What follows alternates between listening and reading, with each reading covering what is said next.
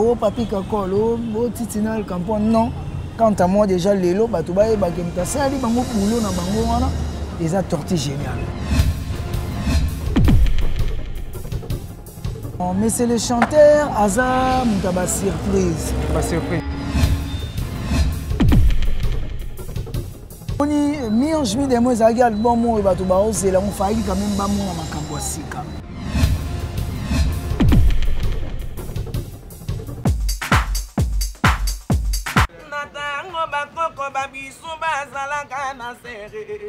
Émergence One TV a tout elenga bandeko.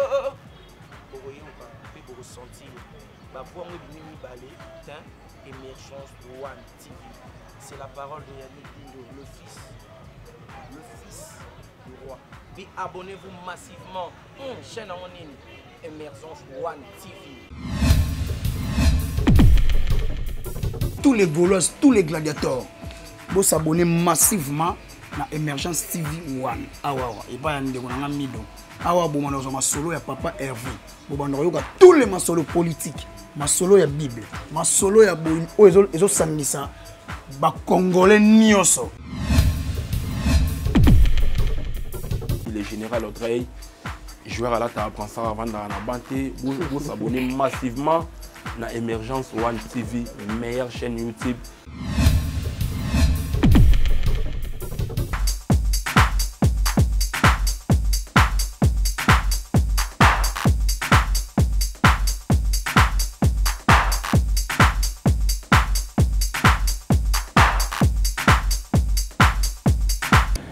Ouais, salut fidèles internautes, c'est un réel plaisir pour moi de savoir que vous êtes vraiment nombreux devant tous les moyens qui vous permettent de nous suivre en ce net moment. Et vous nous suivez déjà, nous sommes sur Émergence One TV, émission Bolingara Mingi, Émergence Ndou. Les Nazan a plaisir, Yamakasi, parce que je suis vraiment bien entouré. Et l'équipe technique est assurée par Alexis Ngandou, moi Namoulouba, le Benjamin de la presse. Et surtout, Nassima la caméra, nous avons la Piscas, et puis Ngamoro, M. Sapis, on a dit qu'on assurer vraiment l'émission de vous à là. Un grand merci vraiment à abonné à Émergence One TV et surtout à tous mes amis, à tous mes copains et copines surtout, partout est-ce que c'est que vous avez bolingara monsieur Sapis ngayoyo. Merci makasi vraiment na base Pécrim au niveau ya Brésil, ya Brésil déjà. Maramudé c'est bandi déjà banakini boye bara déjà pe bo mesana déjà na base Pécrim parce que kuna ndesika Maram Émergence One TV et comme ko vendre na niveau ya Brésil, ils ont assuré par Ndeko Nabiso Jonathan le nécessaire et surtout Pisco Massamba, le sénateur, et surtout un grand merci de tous les Français, tout Balandarabiso, un Français local là, Francine Dombe, et surtout Candy Chama, la nièce de l'évêque Pascal Mokuna. Merci vraiment pour le soutien. Et je vais vite pour inviter Nangaya Boutou Alelo, à côté déjà na plateau. Donc ce n'est pas un monsieur vraiment qui vous expliquer. Asayebani Boye Biye. Donc c'est l'un des cadres, il y a la team Wata au nom de Tortille Génial. Et il y a une Simbi machine. Machine à Kauka, papa n'a pas dit qu'il a vu son méridieux. Donc, successeur n'a rien de bonsoir. Ouais, bonsoir. L'autre côté, le bon soir. Ah oui, côté bon soir. Oui, santé de santé en mouvement de la team Wata évolution dans les années. Ouais, Bambote a trop on a Batutu, Bazan a pays différents parce que on a air na bango. Bonjour, bonsoir na bango et puis na Yemoko. Hein, Toto ya Tembe mon patron, la Poulga. Mon boss, l'homme de mi-ange, mi-démon. Santé ça va, Tortille Génial, santé ça va par la grâce de Dieu. Et puis santé orchestre qui toko. Donc tout va bien. Tout va bien. Et comprenez déjà que l'un des cadres, il y a Héritier Watanabe et il y a la team Wata.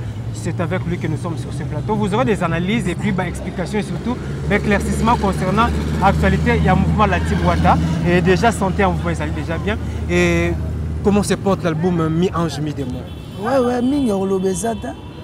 Minga Lobezata, yo mozo mona, tu vas ramener na Congo. Donc, tu vas aller banda, tu vas aller King. Donc, mami, mama. Ah, yo. Bandika na bakri ya batumba moko. Totorina, koza nostra ambulance aleli. Gana linga kenatina. Chérie, gana linga kenatina na binga ke dadi. Dadi ngama. Dadi. Génial. Zelanga. Zelana non.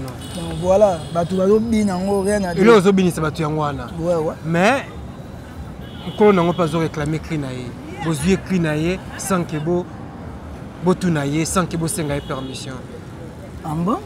Mais c'est brigade. Ah, l'auteur il a écrit ozobwaka oyo. Ah, na évité. Mais zotambola la mission nyoso to na république na Kinshasa ba chaîne tout ya biso brigade zotambola zo ba clinaye. Ah, bon ça bien, moni moto soka lingi asela bino tamso ole bino mo bossa la promotion. Non. Il y a lingi asela bino promotion. Ne dis pas ça, ne dis pas non, ça. écoute s'il te plaît. Écoute s'il te plaît. Est-ce que bi ke nga pende na boy batu ba beta na mo ba biloko na nga ezara na ngo. Oui, ezara. Mais je pas eu le temps tamso le kangona lobé. Mais tant au moni que no lobby qui a tamboli na ba chaîne donc par mois déjà et ça linga bien parce que azaki na poto. Mais aïe qui ne peut ça la promotion il y a mis en juillet donc ça bien. Alors ça la promotion mais oui quand c'était c'est la promotion. Mais vous reconnaissez au moins que ça va clinaye. Non mais comment doyer ba parce que ambulance tanga bwaka mami et pesi makambo ezo sala lelo na chanda leader miyoto chando awa bwaka trumani yange tumani me komani yange kozali na nzele bulo nini epesaka bayanke mbongo ah simba kuna meme yo donc voilà eza mabete ndenge osala biso promotion donc omoni non solo moko wana tosola ngona vie nanga fondé du pouvoir parce que ya yanga atika ngati na ba docteur Kimkani yaya conseiller nanga mon vieux docteur et puis ya Chamasunda leader bambote bele place bozali donc omoni babambaka libanga na mango etela jamais okomona manga moko eza mobeso bambango libanga non parce que je pense pas que ceux qui mélangent des mots bon par exemple générique et simbagité mutuwa no lobe au local et kana TV pour loba que papa qui ba crine non donc alweli ça lobi bongo pour moni que mélange générique et pesa makambu nango donc babilo na ye binoni opesa ngo valeur non eza babilo na ye te eza pena cri o ambulance à sali parce que aloba na ngako to que ah jour mona genda otale na palais abinanga ah mona na ye autara classe abanda otala show TV na classe et tout autala ba nigérien mo boy bazoye pa pour toza ba hypocrite voilà nanga na yo totala ba film ba Nigeria banda oyemba ngo ke oyoyo mami mama oyoyo donc étant qu'animateur on va rentrer maman lata et voilà maman lata oyoyo donc c'est que tout le bagage bangoni voilà tout le bagage modi siko na comprendre la fois le gagner ambulance ah voilà donc c'est que tout le bagage donc voilà maman lata yo na mami donc ça ne coïncide presque pas oui bien mot to lo ram ko on a qu'est-ce ambulance ça tellement ça charge ya animation panzi yango sikoyo akotisi babiloko wana tout yango et puis c'est makambo ezosala lelo. Oui, c'est pour nous dire que absence héritier Watanabe na République démocratique du Congo et là l'ICP promotion il y a disque nabino. Bon je peux dire non ou oui parce que bien, je peux dire oui ou non. Non. Dans le sens parce que monsieur le chanteur a l'alité. Monsieur le chanteur place avant un poteau ça la clip. Il y a nzembo et tout pour à se payer ça toujours ba fan na ye. Azape musique mais biso pe to l'alité to répéter toujours rap police. Donc cela veut dire que vent wana boyaki nango le 18 wana exact toujours parce que lelo banzembo déjà koti donc na biso ke ngana yo to tambola so l'équipe ogi gombe na gombe. So zongi bozo ka maman paradis. So zongi boye donc voilà tout on est bon on a makasi ya monsieur le chanteur et marketing ya makasi parce que ba DMC dadi mola bazana que je sali et puis ba Francis Dibaya ba sap donc on a notre CG aussi Charlie Rubenga bazana nous on a toujours là la té pour lelo so tali banda le 18 lelo batu ba kangi déjà banzembo donc c'est que vent et ça pena makasi malgré tout monsieur le chanteur azarate parce que c'est lui le guide c'est lui le leader. Tu comprends? Oui, merci. Combien de génériques ils ont mis en jumy démo? Parce que déjà, tu as déjà mon corps. Et tu sais sur combien? Ouais, bah générique, ça, il y a 3. Et net aux qui m'ont. Il y a 3, il y a Kafou. Il y a Somo. Bah, Oyoka, allez, bon bango bien. Maman, bon bango bien. C'est qu'ambulance, ça c'est le soum, ça la macasse, sur la mis en jumy démo. Bon bango bien. Donc, bah, Oyoka, yango. Bah, Oyoka, baluba, balela, kodoré. Balela? Balela, kodoré. Balela Kodoré, Kodoré ça veut dire Kodoré dans Badora, basi ne bako kumisa. Balela Balula ko adoré. Kasi te baluba. Parce que là ça veut parler Balula Kodoré na de compliqué moi. Non, na ko le bateke baluba balela ko adoré te. Donc créer là on y a. Baluba balela Kodoré. Baluba balela Kodoré. Bakumisa ka basi na bango. Il faut faire très attention à l'expression parce que nous m'a amené écrire ça. Oui, merci. Comprenez que Tozana Tortue Génial, l'un des administrateurs, il y a la team Wata et c'est avec lui que moi toujours me camper pour bête peine ma solo, il y a la team Wata surtout a mis en jumy démon et tout à l'heure là on parlait de générique où ils ont la mis en démon mais toujours capé que non Tortue peut bailler que na bango bête là et tinal capone na kakole.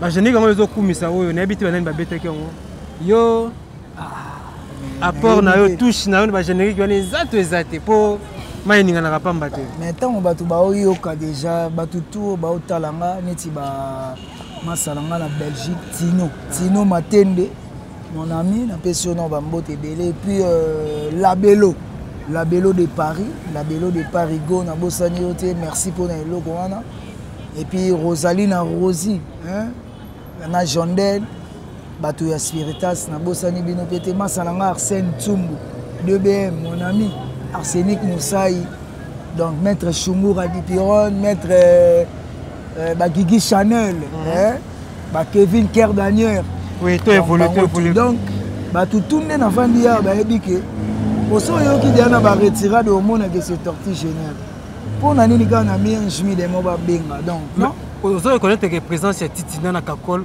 na apport na bango na mi en jumy démon. Vous reconnaître en nini parce que mutabeti biloko tout ezanga. Quant à moi déjà on peut ça non d'abord mbote na président Titinal campagne parce qu'à la président na so bomoko ba bomel ba mbote na et puis ba mbote na vice-président Papi Kakol o aza bongo vice-président na so bomoko au moni lelo to linga quand même to longola quand même ba insanité to tchaba to na ba place na bango mais président Titinal Campon a Tchaki force na yepé parce que mais c'est le chanteur. Mais c'est ça. Yangot na nzembo Kayot Kabika. Nga za hypocrite. Yem ta beta Kayot Kabika. Et puis vient nga Simolo pa Tchaki apport na ye. Papa nga Juju musique écoute n'en parlons pas yé pa Tchaki apport. Donc côté ba générique yango kanota ko yebisa. Eza le roi oleki na nzela moko boye poto ezalaki. Le kiango premier jour bilambe baby deuxième jour tango ya ozayi na ba doute wate to le kaka tant souma yango pe kauki na leka mais o leki boye nzo ande poto ezaka et est-ce que troisième jour peno luko leka non voilà peno so leki c'est quoi maïlité donc cela veut dire que to linga ki plus mingi to ya na ba linima mususu nde bato banda lo bata musuki ba générique la team wa te beta raté oui on a zongi siot donc ils aient été tolé balé pour quoi te bono beta milo bien mais vagum des ala quitté o lobini ni bozo beta bien mais est-ce que vagum pena frappe de vagum ngona frappe ngo ezarandeni te bela so bela zo sentir bela que ils ont beta pena na baba zo kende pena na ba boîte ils ont beta donc mais là moi je dois t'assurer que banda beta faut accrocher c'est ça là moi je t'assure que banda beta parce que to banda kende même na ba boîte to beta na ba et bon nini banda pesa biso ba contrat qui est Tortue Génial muke Angola muke Côte d'Ivoire muke Togo muke ba Olympia kuto yebi mais moi osa reconnaissant que bana reprocher le plus na générique yebi yango voilà yango moni siko na sio que troisième nzela to changeaki du fait que to changer Tortue Génial aye na ba makamusu kubra papa break je mets de mon frère de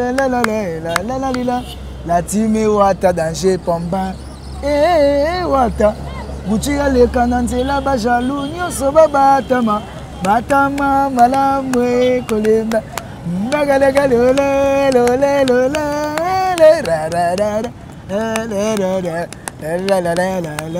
comprendre donc na ye na banzela moko boye yango moni epesi bato kizunguzungu mutu na mutako moloba na ndenge na ye o papi kakolo o titinal campon non quant à moi déjà lelo bato bayebake mutu asali bango boulot na bango wana eza tortue géniale j'étais pas seul tozalaki bongo ntango tosala yango parce que tozalaki na concentration plus mingi ya générique voilà parce que bazalaki que monsieur le chanteur côté banzembo déjà c'est bon yango moni to concentraki yango tozalaki longo na ba Mish Kangando na ba DA notre DA champion voix Lukanda et puis ba Manzeku na Mbonda ba Bibas ba Kim Solo Tito Sente donc mutu to achaki force na ye na fait dans japonais DA polyvalent na robosa na te on était soudés on était concentrés tout ça là on a amour yango moni epesi apport oyo ndeko molobisa bato na bandenge na wana bazala na bango bien tortue géniale na bango kanda mesana osala bango boulot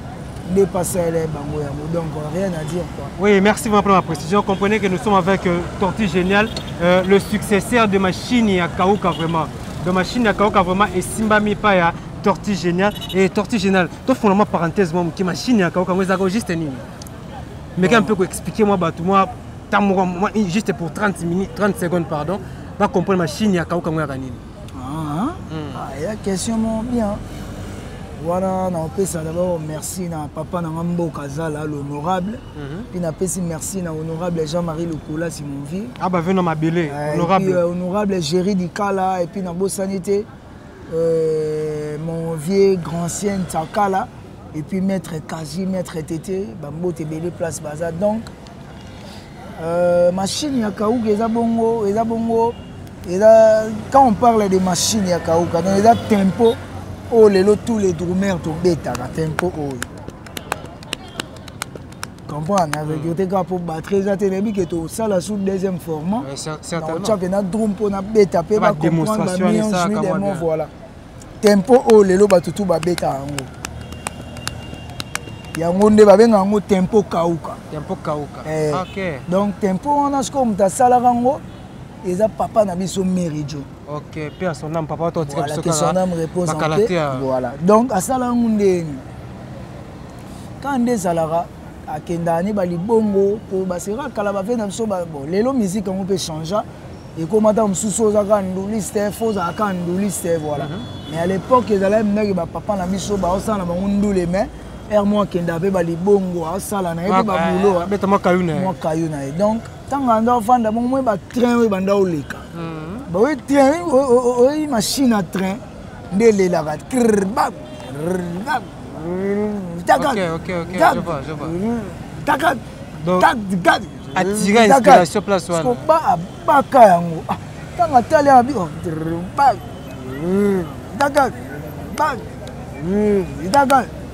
Asali yango siko tempo oyo yango moni etikala machine ya kauka ti lelo biso nyonso to bana lelo na ba papa na biso nyonso to ba fe na titi na ba champion ba tout donc bino to hérité biso to hérité yango monaki siko papa na ngani yo kalongo ayako pesa ye machine makauka na kombo kauka na tempo oyo etikala kauka déjà kombo quartier na biso mais tous les drummers ba betaka kauka.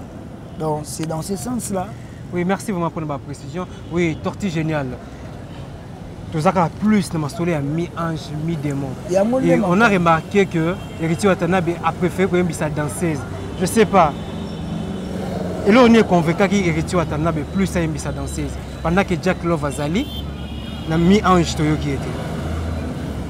Bon, mais c'est le chanteur, Aza, Moutaba surprise. Pas surprise. Voilà. So tali déjà même dans le concert on a visto misusu ya babaoba abandé déjà koyi ata Jack Azana mabanda oyembisa déjà Lise ma fille que je salue moni mi-ange mi-démon ezalaki album oyo bato baozela on fallait quand même bamona makambo asika elakiti que Jack Love aza te non po oyo ebimi eza mi-ange mais na mi-démon basurprise eza po mi-démon lima le 26 Jack Love aza là na nzembo na ye bokoyoka Jack Love featuring na monsieur le chanteur ba embi pena danger Bayembi combien de chants na bayembi pena banzembo ata ba 2 ou 3. Est-ce que osoyoki Olivier nanoté. Olivier Rapazali oyoki na midemo. Donc place wana esengaki Lisa intervenir et dagi bongo na nzembo ya le monnaie tête tendai maboko banque motema ya Rachel Fouta. Donc voilà bambote belé na patron tête tendai. Donc soki abimi natikala kana mawa soki azongi nalobaka mwana ye nzale sili bolingo elinge banda bangisaki biso mona mpoto moni ndeko mwasa yembi te tomituni moto taloba c'est le feu bolingo tete ye donc esengaki Lisa intervenir place wana elakisi te ke baétouffé Jack non Jack abima lisusu comme surprise bato fo bamoni ya sika lisusu po epesa susu force yango moni aza na midemo bato bakosepela su ntongo bakoyoka su baoliviera donc balala na bango pongi la chanteuse que je salue Jack Love Lova donc bato bakoyoka oui c'est bel et bien confirmé que Jack Love na midemo bokoyoka comment est-ce que après ça ki boka comment est-ce que musala mona mwasi na sala parce que ayembi na ba cœur même na gombe basali ba dio na Cédric Mboumu na miyembe donc voilà obiso zelekma mingi ya komande moi sindi mobe na la team wata quoi ah buleta musoko ko moi sindi na la team wata bon je sais pas na éviter toto ina mutete mala ba manière na pas memela makambo na vu que c'est un intellectuel là muto salaka donc merci vraiment Naba fan tout ya la team Wata donc continuez toujours et puis restez branchés dans Emergence One TV toujours continuez toujours et je profite de l'occasion pour nous remercier base nous surtout à Kauka oh bah on vraiment Emergence One TV bah venez dans le logo là bah fondé bah venez dans le logo là bah venez dans la côte à Kumbimbi bah moi ça encore là maître Fabrice Leboko ceinture noire officiellement reconnu par la Fédération internationale judo voilà vous n'avez pas belé hein. On a ceinture noire vraiment donc confirmé. Félicitations déjà donc maître voyant, maître CD à Lamba na biso pour CD Mibale. Na maître Eli à Paris et puis na maître CD à Lamba. On a pena Dodi Chungu. Dodi Chungu bana ka solo so bato asira pena secrétaire mouvement quoi. Dadi da Proda ba fait na baby lokula Arsenic Mosai, Arsenal Ntumbu Debe mon ami donc bazam de belé ba no de mbala. Hein, maman ça n'a rendu aspect. Merci vraiment.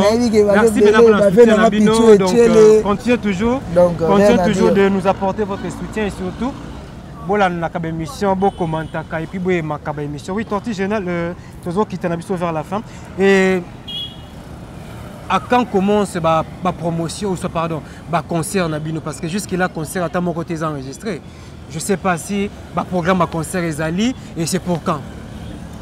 Bon, normalement, le programme de concert est allé, mais tu peux ça non date parce que on ne peut pas être ignorant. Tu peux passer quand même dans un moment difficile au Yebi, tu as un moment corona ou Covid. Mais bien sûr, Covid, mais ça orchestre peut voyager. En plus, tu as musique libanda. Couvre-feu. Donc, tu as libanda, et papa na biso papa chéri. Il y a en Guinée, on est appel, il y a présent au bien gaiement. Que je salue donc il y a une date durée qui est présent au bien gaiement donc et au moment où nous parlons aussi Fali Bazan à niveau il y a Bénin après Bénin Boya sous na Cameroun donc ils ont raison kakate bon ils a bon biso ba programme eza yo et biso ku tout fanda c'est on lingi to yeba voilà il y a mon alobi que ba programme eza en cachette ils ont en cachette parce que mais c'est le chanteur aboya ki alobaki au kata ba clip te pour il faut batumda ba zélandais batala sous ba clip. OK. Abanina assiste na ba clip ba privilégier ba clip pour ba contrat ezatala ebele yo biga mélange midem. OK. Donc batu ba osepela na bango raison pour laquelle lingi na msola na msola na Paris orchestre na biso to bona biso non. Ba inquiétude des alaki. Non, ça dérange pas. Oui, non conseil ezate ozalati. Ba conseil ezebele même sur les chanteurs nda boina nous. Asili samarambo do sala. Voilà. Oui, mais l'air retiré de Bimaka. Il y avait une équipe, il y a des jeunes au Bazalaki pour soutenir Héritier Watanabe. Hormis staff ya marketing, il y a des Dadi Mola, il y a des compagnie Kaiwana. Mais tout le monde René Abiri, Janvier, Kiriwana. Depuis mi-ange, mi-demo, bimi, babanaka ko lobela mais là disent que bimi tout le monde bango sous soutien eza nini au juste bo isolé bango to ba liété non bango mo ba yebi nde bazala na monsieur le chanteur donc eza que bazo travailler baza conscient pe na makambo osala ba ipe album ezali yo za ramta ba chombo erto kota tala omona que janvier na biri ba osala ba boulot na mon pepele donc eza pina ko bazaka na la team baza toujours chef na bango dadimo la za na zo contrôler bango donc là no pongi pepele. Oui, là je profite pour dire un bonsoir vraiment à Adam Suluzolo, mon Nzambe, on a bien PV, on a bien vu. Il y a bien chargé, il y a média na la team Wata, on a un grand frère propre, on a respecté vraiment bien la mingi. Bon dimanche na eux surtout, bonne soirée aussi. Et tout comme une épisode presque na suka, Milobani nous récupère ça na ba fan ya la team Wata au bazali kolando à ce net moment. Et s'il y a des programmes au mekapo kopé sa bango et juste une question suka ba séance répétitive na bino na nani oyo na grand Kassai beaucoup répondre pour quand bon mais oui binde toza na conjoncture to répéter quand plus mingi coulisses na toza plus na coulisses on a coulisses parce que na si ba surprise eza yo bibi sonde toza la attends mais c'est les chanteurs à pesa makambo za mbamo direct le quoi ça concentré na ba clip to ligni vraiment non coupé ça ba programme te to na rap coulisses na palais donc batouba c'est là batouba consommer ka album na bango Miange bayoka ba maman paradis bayoka ba mon soleil bayoka ba gombe na gombe il y a présent Daniel Massaro que je salue bayoka ba longue vie hein bayoka ba fantôme bayoka pena donc banzembo eza ko édifier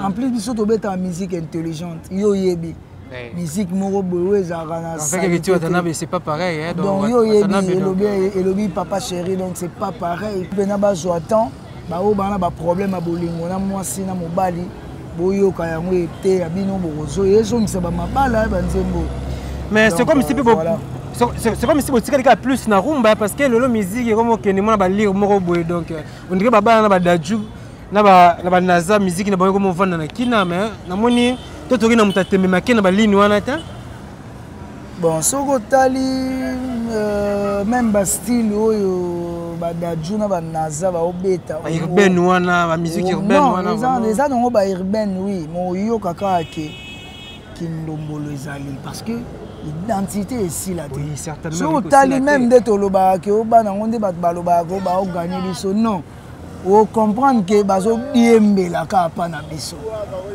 dans na repeso exemple belo mona ka ke bazaka na kibiso comprendre yo ka ba musique wana yo ka ba rythmique wana o sentir ka ke ba ki grand calé ezali o sentir ka ke ba ki papa taboulé ezali o sentir ka ke ba ki papa luambo makia ezali même métissé voilà maîtriser parce que les choses aussi changent hein.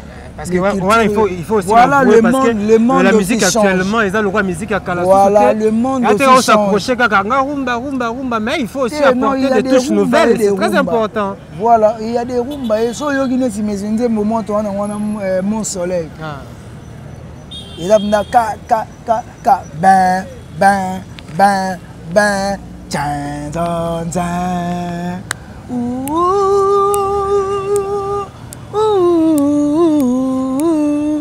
tu es mon soleil. On voit. Et amna to kepena na place au bango balinga. Pour ça beat et là afro.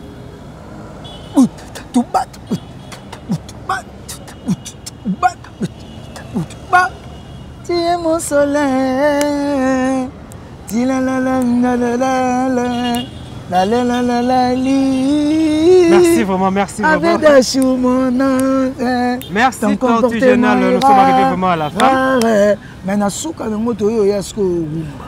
Donc mélanger afro na rumba. Tonto ye na ba lumière ba souci ténébreux. To ebna mbede oui, Tortue. Mais maintenant, une question de curiosité, ce qu'on peut permettre, faire égo la gestion des nuances à un projet, abattu que non, faut mettre à disque dynastie et que ça va ancien collègue naïe, il y a une musique à maison, mais je ne sais pas si Héritier Watanabe est aussi impliqué dans ce projet. Ouais, parce que naïbi est déjà aux Angaté, parce que faire égo là. Jésus de Néon, ça l'a déjà, na moto na tembe donc. Par là, je ne vais pas confirmer, mais... Donc, ce n'est pas encore confirmé, mais voilà. Ça peut aussi arriver qu'à participer à un projet. Voilà. Merci vraiment pour la précision. Et là, j'aimerais bien vraiment que nous Wata, tout au long de la vidéo. Si Arozon a déjà besoin de faire un peu, tu mets un peu aussi un peu de projet de dynastie. Parce qu'il y a un total tout à l'heure, il faut que là, dans le studio. Ils ont enregistré déjà, je sais que frère est à la maison mère, Baby Blake, Bill Clinton, Célio Scrum, pour participer à un projet, ça la paie bien. Ouais, c'est le Scrum Poutine. Oui, moi remerciement, dernier mot, vous avez juste 1 minute pour la fan de Tortue Géniale.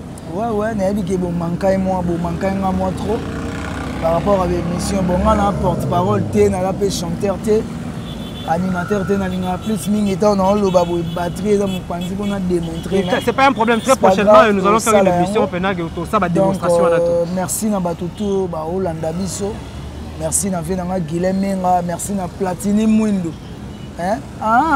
Yo, Platini Mwindo, yo, Bambote Belé na yo.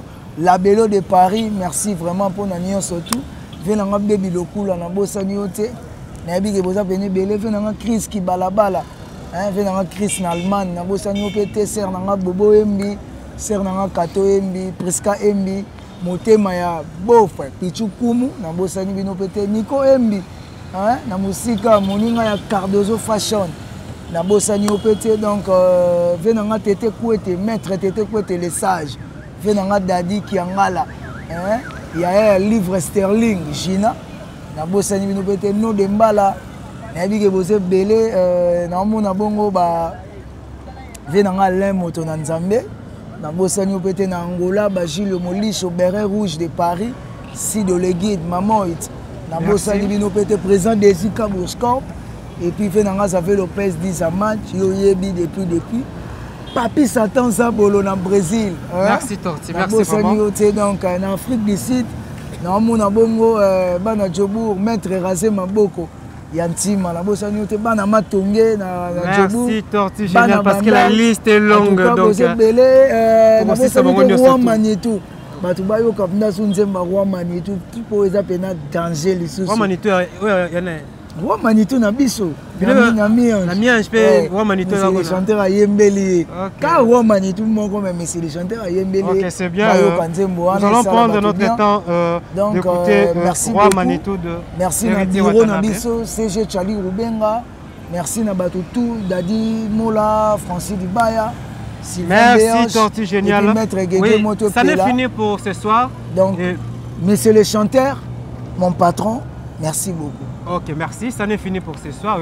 Ça a été vraiment un réel plaisir pour moi de recevoir pour vous Tortue Génial, vraiment un musicien de la team Wata de Héritier Watana Bitotori Namuto Tembe qui séjourne en ce net moment à Paris pour les clips. Il y a album Naye, mi-ange, mi-démo. Rassurez-vous vraiment que dès son retour, vraiment, vous serez satisfait avec de très bons clips. Parce que Héritier, nous savons vraiment qu'avec Héritier Watanabe, c'est la qualité, c'est la classe. Merci vraiment l'artiste et surtout pour ce très bel album Oyo à offrir à fans et surtout à Congolais surtout d'une manière générale. Et je profite de l'occasion pour remercier Base Pécrim depuis Bruxelles ou soit depuis Brésil pardon. Ils allaient assurés par Jonathan le nécessaire et puis Pisco Massamba le sénateur. Un grand merci à Suzy la baronne Ngwala, moi c'est vraiment Nzamba soit un kokela lokola, maman na biso Paola Schengen donc vous akayo mo côté vous akapé moi belé quoi. Donc on appelle ça sur mbote makasi na Moïse qui a yima ou azali administrateur il y a 100% ferré 100% ferré gola et administrateur non pardon ils allaient Moïse quoi yima yende vraiment tazé quoi assurer place wana et na bo sanité gouvre le gola un ami vraiment.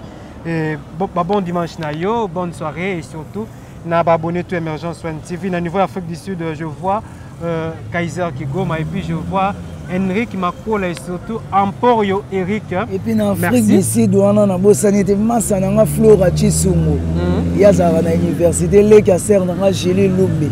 Mon ami Flora. Zito Ballon vraiment n'a pas sa responsabilité à base d'Émergence One niveau il y a Afrique du Sud, Zito Ballon continue toujours ce bon travail que tu es en train de bâtir. Merci vraiment à DJ Dike à niveau de Turquie. Et puis au niveau des États-Unis, on a autorité morale Hervé Lupanadio, maman Aminata Kiazola et surtout Meradi Sabwa et puis maman Nabiso Bénédicte Mbaye. La bonne sanité en France, on a vraiment les sous Bandeko Balingara vraiment monsieur Sapis donc Naza toujours Nabino de cœur, continue toujours de nous soutenir. Merci Nabino tout, merci na Alex Singando vraiment le Benjamin de la presse, merci na Novi Douma et puis merci vraiment na base sous le mangue à na Kauka juste en face. Il y a orthodoxe, vraiment base des Arabes. Donc on est arrivé à la fin. Donc continuez toujours de nous apporter votre soutien. Sans oublier Icebel Kondima de Maman Alicia Kimboko. Vraiment Boya et Belé, to soutenir vraiment œuvre, to soutenir ONG Oyo. Il y a vraiment de belles initiatives OESA, vraiment qu'on fait ça, mais surtout la directive, il y a bien Maman Zorobong ça déjà. Et puis tout à l'heure déjà. Au Katira déjà. Au Katira déjà. On a agence. Il y a Didi Amba, Foko Tsango. Okay, agent Lobango, agence, il y a Didi Amba. Oui, très prochainement. On a sur Mbote Didi Amba. On a dit que na lobien quand même na souka mais excusez Didi Amba. Bah, bonne chance na yo to usala vraiment merci Torté génial. Comprenez il y a à devant et belé donc facile ça. Donc Icebel Kondima donc tozaka toujours wana pour na bino bureau na biso les allus juste en face il y a Bibi Play et na advance wana subotuni kaka dans le bureau il y a monsieur chargé il y a projet il y a Icebel Kondima ils a bon monsieur Didier et puis maman na biso Janine toza wana na Victoire wana donc boya ebelé toza na besoin vraiment il y a soutien na bino et surtout ba personne de bonne foi et puis gouvernement congolais boya maman Alicia aza vraiment na 70%. Vraiment 70% réussite à projet et nous voulons est-ce que le 30% là bah congolais peut participer. Nous voulons faire participer vraiment les congolais dans œuvre ou surtout l'initiative Icebel Kondima. Bah initiative va aider maman Zangoza tellement bien. Alors nous voulons est-ce que congolais ne surtout participer. C'est pour aider les personnes vivant en handicap et surtout les personnes vulnérables. Nous avons besoin de boya to sunga jeunesse congolaise. Et to comme Souka na pesibino tumbote et on se retrouve très prochainement. Au revoir. Le général Audrey, joueur à la table, ça avant dans la banté, vous s'abonnez massivement à Emergence One TV, meilleure chaîne YouTube.